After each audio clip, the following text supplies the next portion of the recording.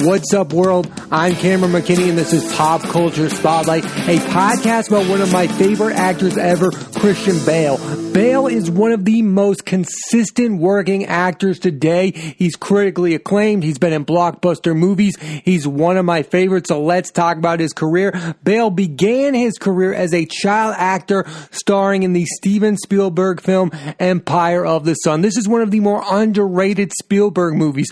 We don't talk about the way we talk about Jaws, Close Encounters, or Jurassic Park. It's super underrated. It co-stars John Malkovich. I mean, the ending has become so cinematic. Basically, Christian Bale's character watches the atomic bomb go off and the entire world change. It's one of the best kid performances you'll ever see. And then in the 90s, Bale co-stars in Newsies with Robert Duvall, Little Women with Winona Ryder, Claire Danes, and Kirsten Dunst, and the Disney animated classic Pocahontas with Mel Gibson. But there's a turning point for Christian Bale. He's not the Christian Bale we know today until he stars in American Psycho as Patrick Bateman. That's the film that made Christian Bale a big name. It's an iconic performance. This film has become a cult classic. So many big names co-starred in this film. Willem Dafoe makes an appearance in this film. Reese Witherspoon, Jared Leto, Chloe Sevigny. So many big names came from this movie. Josh Lucas.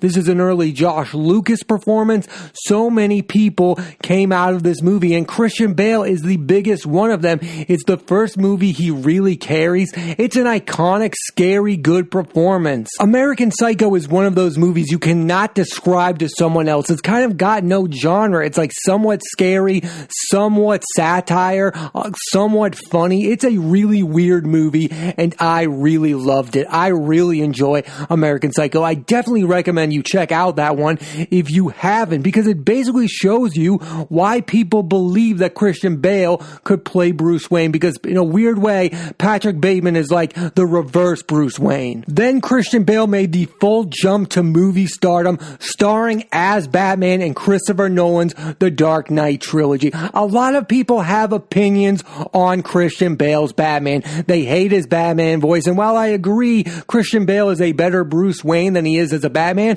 I think he's in the conversation as best Batman of all time, along with Michael Keaton. Those are the two. Not Ben Affleck, not Val Kilmer, certainly not George Clooney. I would put Christian Bale and Michael Keaton in that argument and no one else. People seem to forget that when Christian Bale played Batman, the franchise was at an all-time low. They were coming off of Batman and Robin, the worst superhero movie of all time. You know that one where George Clooney played Batman, Chris O'Donnell was terrible as Robin, Arnold Schwarzenegger as Mr. Freeze, and I'm sorry people, but Uma Thurman is not as good in that movie as some people would lead you to believe. That is just not a good movie. I mean, Bane shows up in that movie, and it makes no sense. And while I liked Batman Forever, the one where Jim Carrey plays the Riddler, and I liked Val Kilmer as Batman, I think the only two people that are in the conversation for best Batman are Christian Bale and Michael Keaton, because Christian Bale really did help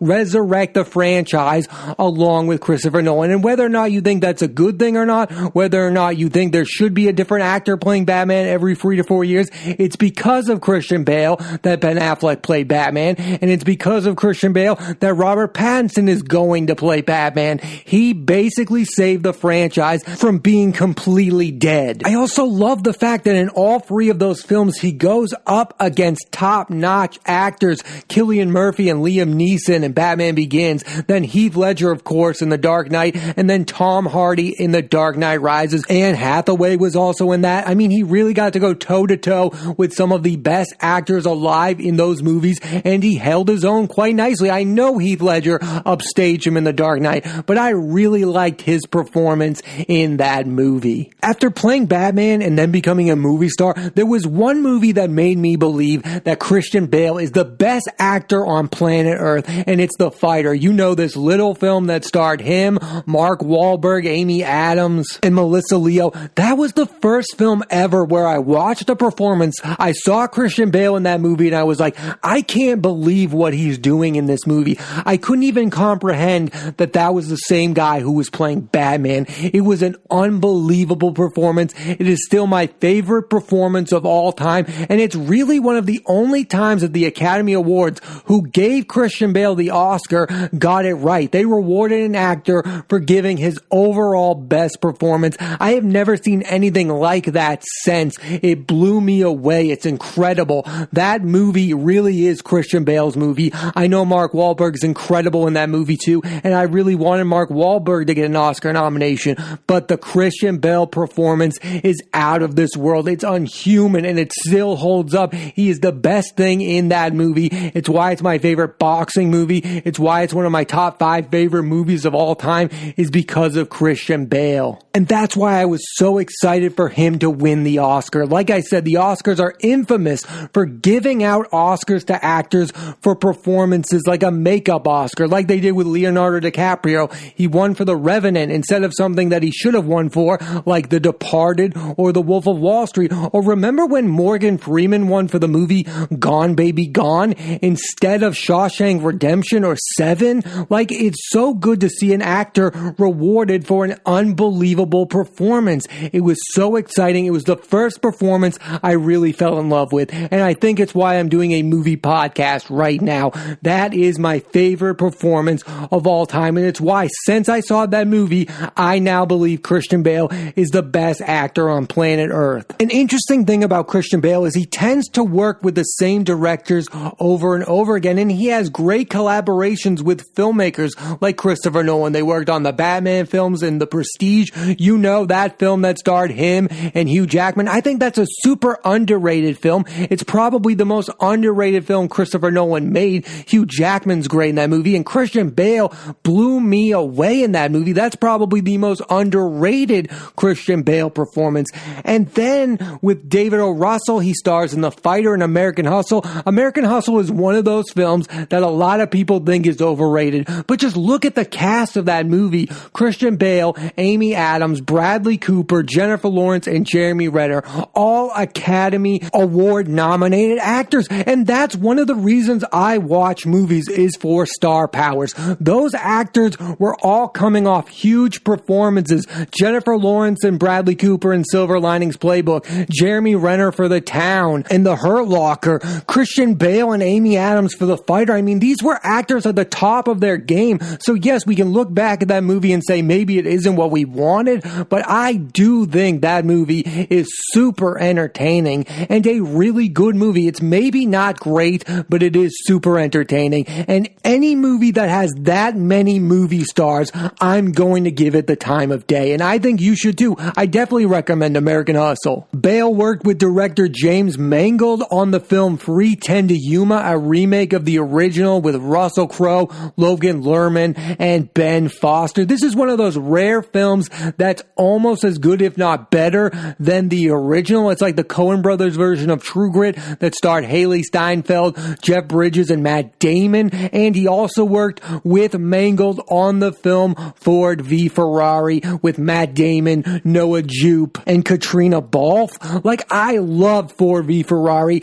I was super excited when it was nominated for Best Picture, but that is one of those films where Bale should have been nominated for Best Actor. I couldn't believe Christian Bale was not nominated for Best Actor. James Mangold should have also been nominated for Best Director. That was one of the 5 best films of 2019. In recent years, Christian Bale has 2 collaborations with director Adam McKay, who's best known for comedies like Anchorman and Step Brothers. They worked together on The Big Short, this movie that has an all-star cast that includes Ryan Gosling and Steve Carell. Christian Bale went on to get an Oscar nomination for that film, and the movie Vice, where Christian Bale plays Dick Cheney along with Steve Carell and Amy Adams. And Bale's most underrated collaboration with the director is with Scott Cooper. Scott Cooper is one of my favorite filmmakers. He made the movie about Whitey Bulger that starred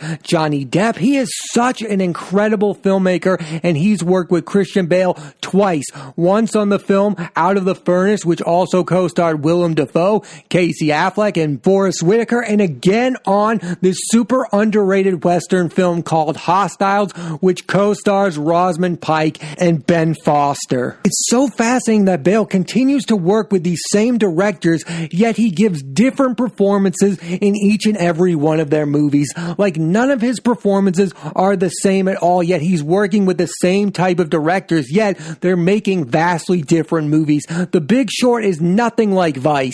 And Free 10 to Yuma is nothing like Ford V Ferrari, yet he's still working with Adam McKay and James Mangold. That's why Christian Bale's career is so fascinating, working with the same type of filmmakers, yet he's working in so many different types of genres. Superhero movies, westerns, dramas, comedies. He's working in any and all type of movies. Christian Bale is a 4-time Oscar nominee, and he's won once for his performance in The Fighter. He was also nominated for The Big Short, American Hustle, and Vice. And I think he also should have been nominated for Hostiles and Ford v Ferrari. Like, I think we take Christian Bale for granted because of how consistent he is as an actor. We know he's going to bring it each and every film he does. We've just gotten so used to it. He hasn't given a bad performance since Terminator Salvation. That's the one weak movie he's made in recent years. And even that was a long time ago, when we all know the fiasco where he erupted on set and he yelled at someone. We've all gone past that. We all know he's one of the most consistent actors working today, and when he appears in a movie, we are all expecting him to go big or go home. That's the type of performance we expect from Christian Bale at this point. I can't imagine him being in a bad movie at this stage in his career. But I think the thing I love most about Christian Bale is, even though he's been acting forever, like I said, he was a kid actor in Empire of the Sun, he's 47 years old, yet he's still giving us unexpected performances. When I watched Ford v Ferrari, I was expecting him to be good. I wasn't expecting him to be that good. That performance blew me away. I think it's one of the 3 best performances of 2019. I did not see that coming. It was so unexpected, and it was so out of nowhere. One of the things about Christian Bale that everyone talks about, he's now become known as this guy who loses weight and changes how he looks for his roles. I mean, that was all that we talk about when we talk about the movie The Machinist. I have seen The Machinist, but whenever there's a conversation about it, it's all about his weight loss for that film. And the same with Vice. All those interviews with him being way bigger than he usually is for the role of Dick Cheney, that was all about his weight loss or weight gain for his roles. And I get it. That can be kind of annoying. You can look at that and you can go, wow, he's being kind of pretentious. He thinks he's doing that for his acting. But then when you watch the movies, you watch a movie like Vice and you're like, wow, this guy is super believable as Dick Cheney. It really helped that performance. That performance is incredible. And it's insane that that's the same guy who was Batman in the Dark Knight trilogy. I have no idea if he could give that kind of performance without doing all of that effort. But I do know something. I liked his performance in Vice better than I liked Gary Oldman's performance in The Darkest Hour. And you know what the difference is? Gary Oldman didn't lose the weight. He just looked completely different because they put prosthetics all over him. So the Gary Oldman performance is kind of overrated, and I think the Christian Bale performance in Vice is kind of underrated. Another thing I really like about Christian Bale is the intensity. I just love actors that bring that intensity on screen. It's why I love Daniel Day-Lewis and Joaquin Phoenix. They are super intense, and I can say the same thing about Christian Bale. No matter what movie he's in, he's bringing that intensity to it, and I, for one, am here for it. I also love the fact that he's having a huge amount of success post-Batman. He's been nominated for 2 Oscars since that trilogy ended, for The Big Short and for Vice. He's continuing his career. He's continuing to do interesting roles. We see a lot of people leave those franchises and we never hear from them again. We all know that Michael Keaton had a resurgence after he played Batman, but that was almost decades after he played the role. After Michael Keaton was done playing Batman, we kind of didn't hear from him for a while. So a guy like Chris Evans, who just finished playing an iconic character in Captain America,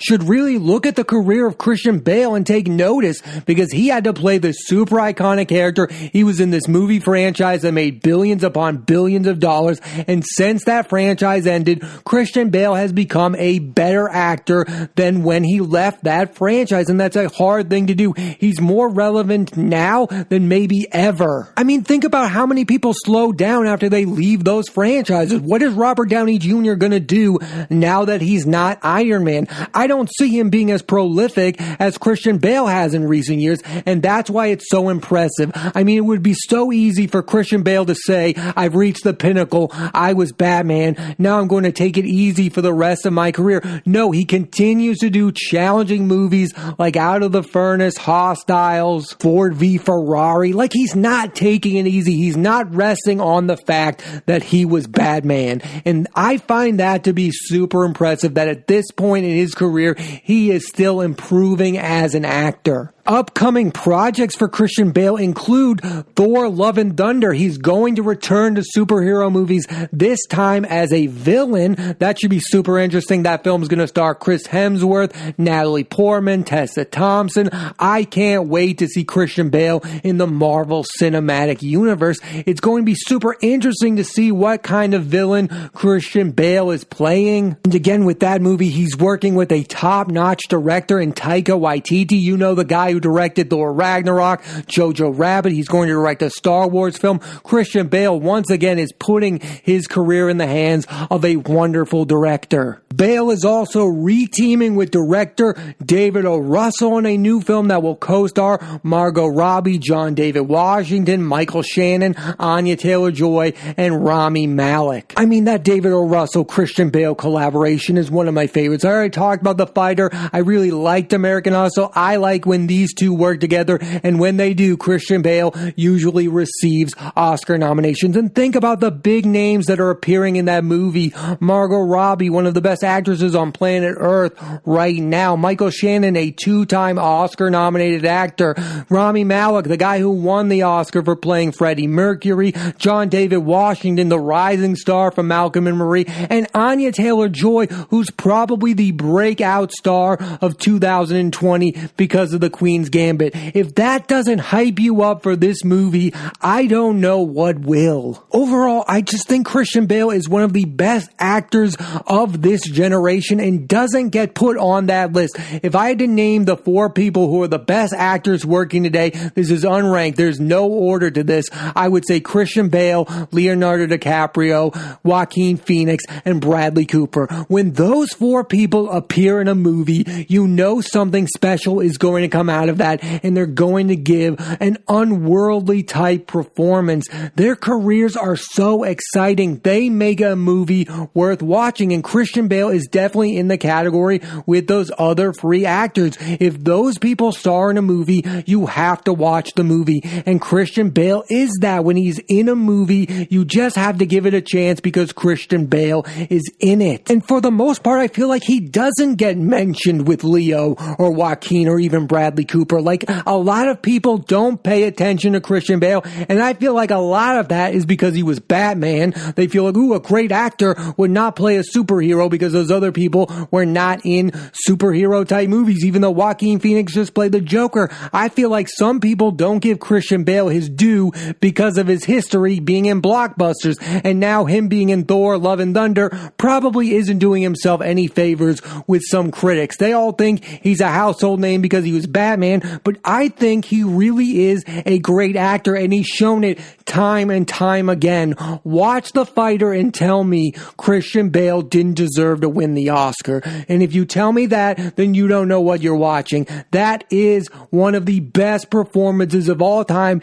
It's one of my favorite performances of all time, and Christian Bale is one of my favorite actors of all time. And the last thing I'll say about Christian Bale, which is amazing, there doesn't seem to be an end in sight. He's not showing any signs of not being the same caliber of actor that he's always been. He's still on the top of his game, giving great performance after great performance. I think there's at least 10 to 12 more incredible Christian Bale performances along the way, and I definitely think he's going to win another Oscar or 2 before it's all said and done. When I think about the perfect acting career, I think about Christian Bale. He starred in the blockbusters like Batman franchise. He starred in smaller movies like Out of the Furnace. He's given an Oscar performance in a movie like The Fighter. He has done any and all type of movies, from superhero movies to westerns. He has had the perfect career. Even though at some points of his career was a mixed bag in the early 90s, he found his way after American Psycho and became one of the biggest movie stars on planet Earth and arguably the best actor working today. And by the end of his career, we will be talking about him like he is one of the best actors of all time. Thanks for listening to this edition of Pop Culture Spotlight. I'm Cameron McKinney. There'll be a new episode of the podcast every Thursday on Apple Podcasts and iTunes, so please rate, review, and subscribe.